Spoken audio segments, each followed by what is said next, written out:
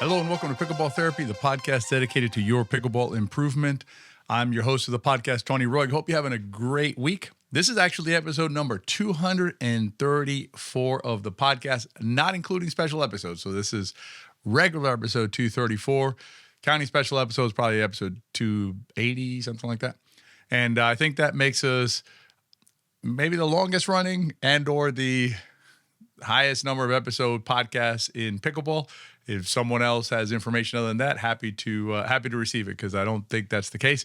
But or I think that is the case. I should say that we are the longest running podcast in pickleball, and it's awesome to be able to bring this podcast to you. I was reminded about the episode numbers in a podcast I was listening to on a different subject recently, and they start the podcast off by saying episode number this and that. So I thought that would be a good thing to do here. So I'm going to try and remember to do that in the future. This episode, what I want to talk about is a couple things. We're going to talk about open play. So we're going to talk about the state of play, if you will, in terms of how players are interacting with each other. And this arose from our state of play event that we had a couple weeks back. And then I'm going to share with you a personal story about, progress and sometimes taking a step back, in terms of your journey as a pickleball player. And I'll just share a personal story that happened to me that perhaps will help you understand how these things work. And I had the pleasure of having a great conversation with a young pro player, Richard Livernese, recently, a couple of days ago, and I shared that with him about the taking a step back kind of a thing, and he shared with me an interesting perspective that I'll share with you during that part of the podcast. As we dive into the podcast, I have one favor to ask, if I may, of you, which is if you know a player who, and just take a moment, right? You have a friend of yours who's playing and maybe not enjoying the sport as much as they could if they felt better about their understanding of pickleball. Share with them our upcoming event, if you would, which is coming up in March. The easiest way for them to sign up for that would be to join us for join our email list, and they'll get information about it. It's a super reasonably priced event for a 3-day, 3+1 boot camp, 4-day total, but 3+1 boot camp, where we're going to be covering error reduction, becoming more consistent, understanding the control that you do have while you're playing out there, and how you can use that control to reduce the errors that you make when you play. So again, if you know a player who could benefit from that, the favor that I ask is that you take a moment, think about that player, and share with them the upcoming event. Or the easiest thing is just tell them, join our email list, and they'll get an email notifying them of the upcoming event. All right, let's dive into the open play. And I'm going to read you an email that was sent by Jeff. And I asked Jeff for permission to use his name, and he said it was fine, and the email. And it was it arose from the state of play. And he asked me to talk about what's happening with play in general and talk through it in the podcast. And the email reads like this. In the first year I played, it was all open play. Everyone played with everyone. There was a lot of joy and fun. The second year, as players' advancement and ability started sorting out, people started being more selective about who they played with. It was still fun, but there was a loss in not being able to play with others I'd previously enjoyed playing with. In the third year, the smaller group of better players wouldn't play with anyone below them. They would start a challenge court. This was not a problem until people were waiting for courts and they wouldn't get off. Sadly, it almost came to fisticuffs with some guys a couple of times. This seriously diminished pleasure in the game. And then he talks about a new facility opening and helped a little bit with the pressure. But then at the end he says, I'm still experiencing a sense of loss from when I first started playing. Thanks, Jeff. And it got me thinking about it. And so, what I want to do is share with you a couple of things that I think we can do as players, exercising our control, our agency. And, if you listen to the podcast, that's a really big theme that runs through a lot of our episodes, is this idea that, we actually have more control over things than we may think. That doesn't mean we have control over everything. I don't have a solution for players segregating into groups, right, or splitting themselves into different groups to play. That's happened here locally in our community, and I think it's just part of how humans are wired, and things like that. So I don't have I wish I had an overall solution. I do not, but I can offer you a couple of things that you can do as sort of to help maybe ameliorate that. I think that's the right use of the term, in your own communities. And one has to do with you bringing players into your group. The other one has to do with you visiting other groups. So the first idea was basically, keep an open eye for players out there who, this is where you're looking at players who are quote unquote below you, right? So they're playing in the courts that aren't your courts. Spend a moment, walk around, look around there, and see if you see players who are genuinely working at their game. And this is not a criticism of any player. It's not, right? There's perfectly fine and let's just use two numbers. Let's say you have courts in your facility that are 3-0 and some that are 3-5, and you're playing on the 3-5 courts. So you go walk over to the 3-0 courts, you're checking them out. Some of them are having a good time. They're just bopping the ball around, no problems. But I'm going to bet you that there's players there who are working on their game and who you see and you recognize, we talk about it being like a language, right? So you look at them and you're like, that player is starting to speak pickleball, right? And they're working at speaking pickleball. Maybe they still have some flaws in their language, but you see them working through the game.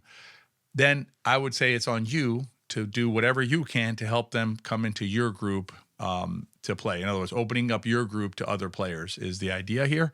Does it solve everything? No, but it allows some movement by players who may otherwise feel left out or not feel welcome in your courts. And it can be difficult for the, again, quote unquote, lower level players to be accepted by the quote unquote higher level players. And I'm using a lot of quotes because I've traveled enough and I've played on enough courts to know that there are right now, based on my experience, there are at all facilities all across the country, there are players playing on the lower courts who should be playing on the higher courts, and players on the higher courts who should be playing on the lower courts based on their ability. I've seen it. I've been places where I go to the beginner courts, quote unquote beginner courts, and a couple players there, I'm looking at them, they're better than the players on the quote unquote intermediate courts or advanced courts, and vice versa. I've been in other facilities where they don't have the courts segregated that way, but the groups naturally form. And the second one will tell you the second. I'm kind of spoiling the second one a little bit here, or giving you a little bit of a sneak peek on it. What I do when I go into those facilities is I will play with the quote unquote lower players, the ones that aren't being allowed in the other courts.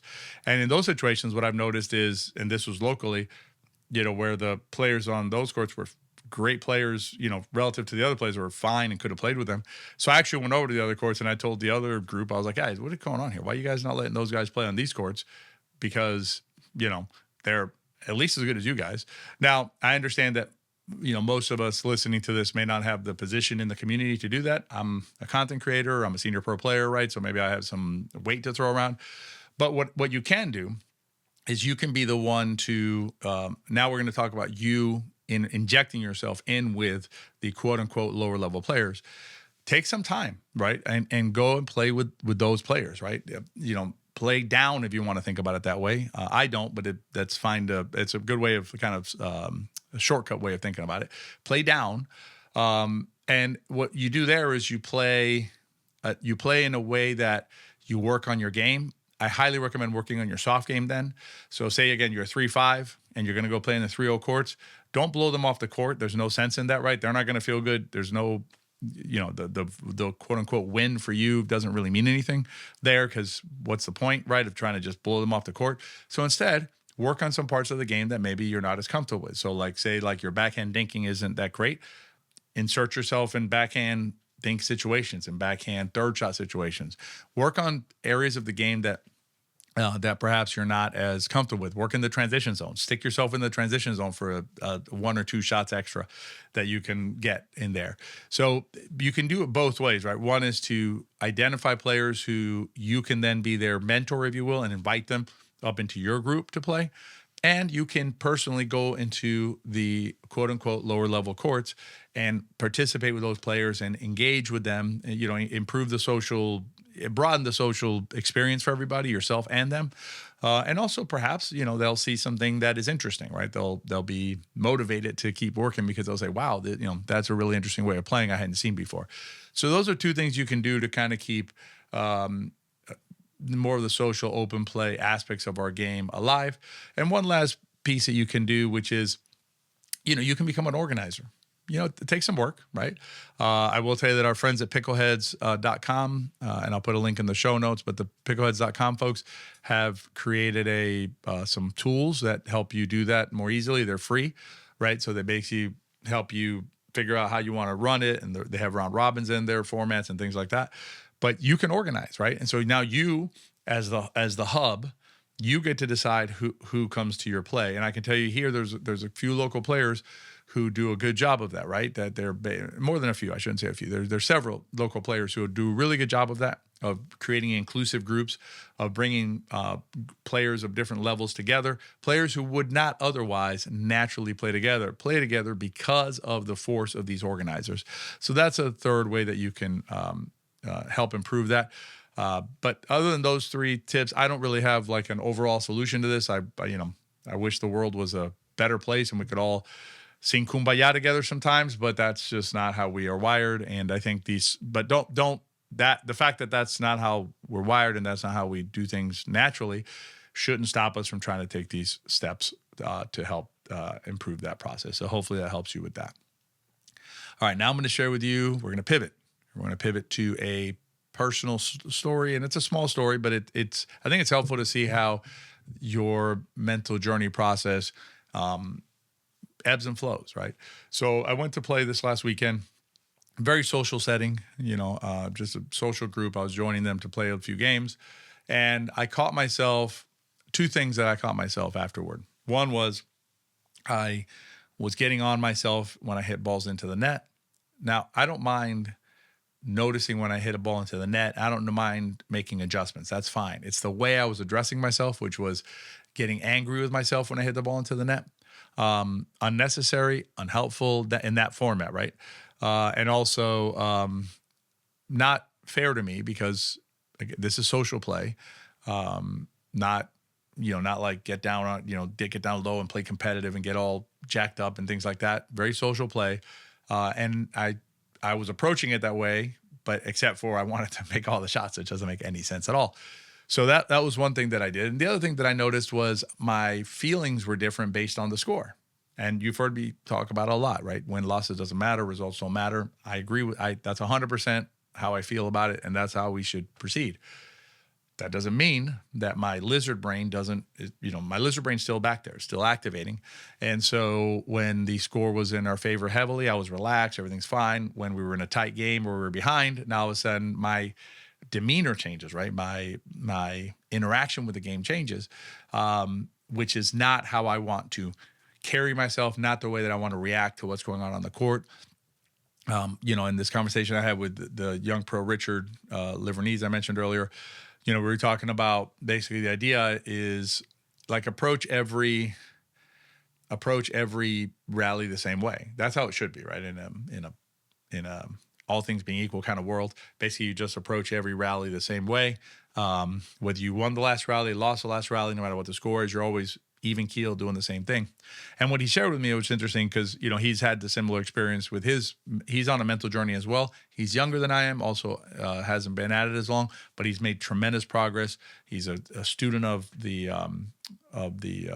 mental side of things. In fact, the podcast I mentioned earlier with the episode numbers was a podcast that he recommended to me during our conversation that I started listening to. It has to do with Stoicism. It's called Stoicism on Fire. If you want to check it out, it's a great little podcast. I'm only into I think I'm on episode 3 right now. I started at the beginning. But it's basically about Stoicism and that philosophy, which it has a lot of parallels with what we talk about in this podcast. But in any event, so the way he framed that was basically like when that happens, basically we lose our center, right? So we're not centered anymore when we start going awry. And what happens is once you start getting off center, if you don't come back to the center, then you just keep going. You keep going down that path and it gets negative. And what I would say, I think, to minimize the chances of that happening next time will be some pre-game preparation. And if you haven't checked it out yet, check out our bookmark episode. It's one of the special episodes. It was a couple of weeks, 2 or 3 weeks ago. So it's in the recent feed still. The reason it's a bookmark episode called Prepare to Play, it's mental warm-up, Prepare to Play, I think, is because the idea is it's a practice. To get the most out of it, you should do it before every time that you play to minimize and perhaps even avoid um, getting off the path, right? Or not acting in the way that you want to act, given how you objectively understand the sport and your relationship to it from a mental standpoint. So, what I've told myself is that the next time before I go play, I am going to listen to the bookmark episode, check it out, and make sure that that I'm centered, right? That I'm centered better as I move forward. That said, when these things happen, there's no reason to beat yourself up about it. You observe it, you see it, you react to it in a constructive, positive way, meaning I'm going to take a step positive in the future, which is prepare to play better next time, so that I minimize the chances of a repeat. But that's just part of human life, right? You take a step forward, another step forward, another step forward, then a half step back or a step to the side, then hopefully another step forward and then a step back like that. That's just how the human experience is. So anyway, so hopefully that sharing that with you will help you when you have those situations where you invariably take a step back in your journey, because that will happen to you. It's just human nature. So anyway, that's this week's podcast. I hope you enjoyed it. I guess I do have a second favor to ask you. If you have a minute to rate or review it, that really helps us out. And as always, please share the podcast with your friends, because if you enjoy the podcast, if it helps you, it probably will help them out as well. I hope you have a great weekend and next week, and I will see you during the next episode of Pickleball Therapy. Be well.